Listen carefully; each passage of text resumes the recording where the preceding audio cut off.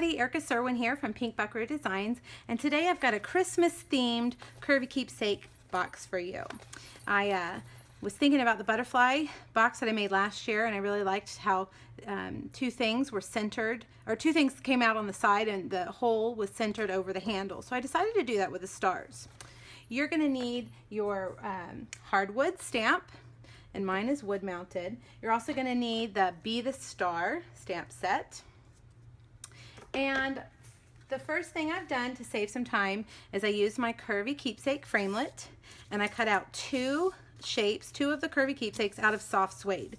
And I'm going to take the little star from Be the Star, and I'm just going to randomly stamp all over this. No rhyme or reason, just kind of any old way. And then I'm going to take a sponge dauber with a soft suede and just go around the edges. I like this project because it looks very rustic, and being from Texas, we like our rustic things. So I was trying to think of some Texas-ish, is that a word? Texas-ish projects for some of my gift giving. All right, so now we need to adhere these right like that. And now I recommend you use fast fuse or tear and tape, because if you use regular snail, this is not going to stay together. Now I'm going to overlap those so it looks just like this. Now I recommend you taking your bone folder and just kind of curling up those edges like this. All right, that kind of will help it keep its shape.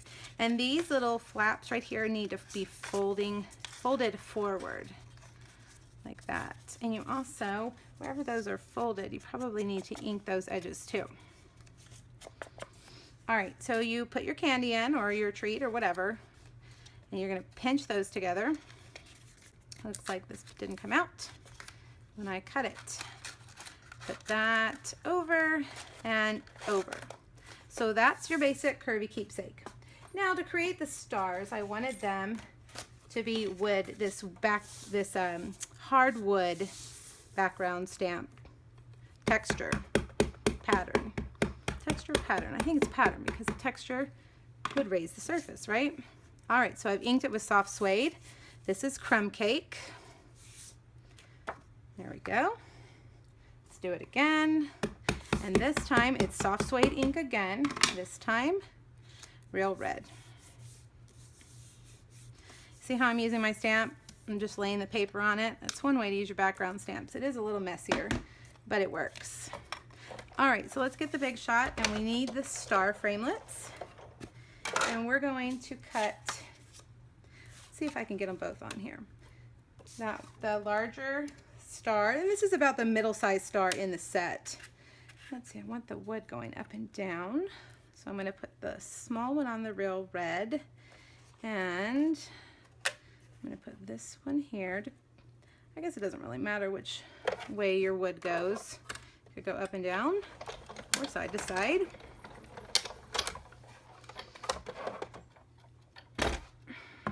All right, so let's pop those out and get this out of the way. And again, we're going to come back with our ink. Ink those edges. This is a stamp and sponge that I have cut into about 8 segments. Cut it in half again, and half again, so we have about 8 of them.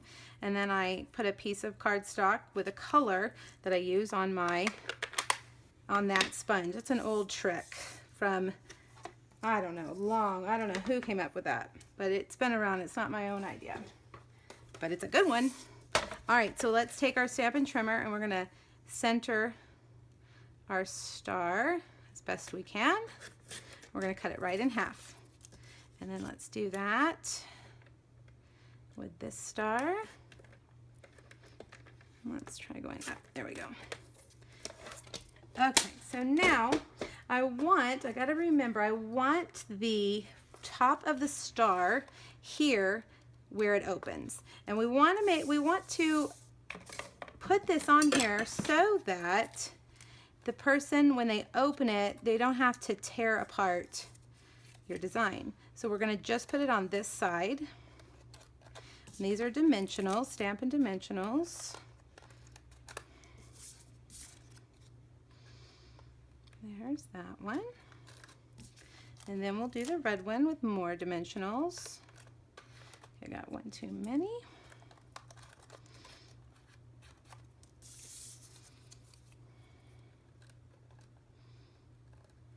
There we go. So now when they open it, they just have to pull out from under that star. See how that works? Perfect. All right, so now the sentiment I used is one of our framelits, and it says Mary, and I cut it out of silver glimmer paper, and I'm just going to cut it in half. And I'm going to take a glue dot. Let's see if I can get it off there. And take the other half. Remember, anything that is covering up that center part right here, it's not going to allow that to open. So we have to cut these things in half so that when it's pulled, let's try it again. When it's pulled off, there we go. See that? It'll go right through the center. All right, so there's that. The last thing I did is I took some of our burlap ribbon, I cut the edge off, and I pulled out some threads, some fibers. I have been doing this like crazy lately. I really like to do this. All right, and I'm going to tie, let's see, do I have enough to do in half? Let's see, so I folded them over. Well, I have to get them even.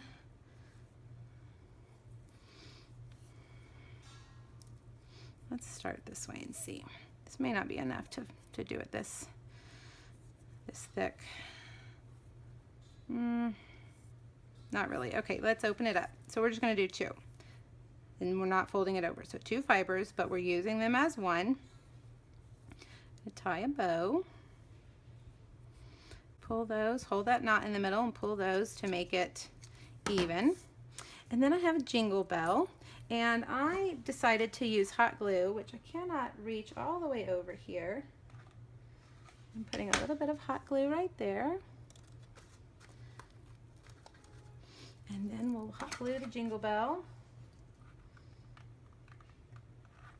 I need to get an extension cord for that. Ah! Don't hot glue your finger like I just did. And there you go. That's it. Isn't that cute? I just really love the way that those look. All right, remember to hop back over to my blog to find out all the materials and products that I used. And you can also find a place to order them if you need any of them. I hope this inspires you, and let me know if you have any questions. Thanks, guys. Bye-bye.